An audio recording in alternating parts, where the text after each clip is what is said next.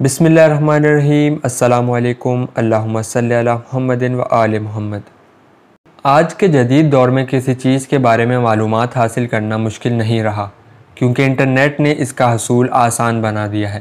لیکن اس کے باوجود انسان اب بھی بہت سے ایسے حقائق سے لا علم ہے جن پر یقین کرنا انتہائی مشکل ہے۔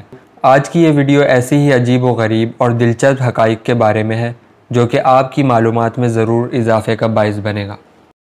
عموماً دو جڑواں بچوں کے درمیان 5 سے 10 منٹ کا وقفہ ہوتا ہے، لیکن دنیا میں 2 جڑواں بچے ایسے بھی ہیں جن کے درمیان 87 دن کا وقفہ ہے، اور یہ ریکارڈ گینیز بک میں بھی درج ہے۔ ان دونوں جڑواں بہنوں کے نام ایمی اور کیٹی ہیں۔ انٹارکٹیکا میں ایک گلیشیئر ایسا بھی ہے جس میں سے لال رنگ کا پانی نکلتا ہے جو دیکھنے میں خون کی طرح لگتا ہے۔ دراصل اس پانی کا لال رنگ اس میں پائے جانے والے آکسائڈ نمک کی وجہ سے ہوتا ہے۔ اس گلیشیئر کو بلڈ فالز کے نام سے جانا جاتا ہے۔ پگھلتے گلیشیئر اور برفانی ٹکڑے ایک مخصوص آواز پیدا کرتے ہیں اور اس آواز کو برجی سیلزر کے نام سے جانا جاتا ہے۔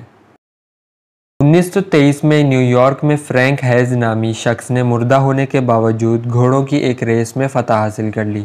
در حقیقت گھوڑوں کی ایک ریس کے مقابلے میں فرینک بھی اپنے گھوڑے کے ساتھ شریک تھا، لیکن دوران ریس ہارٹ اٹیک کی وجہ سے گھوڑے پر ہی فرینک کی موت واقع ہو گئی۔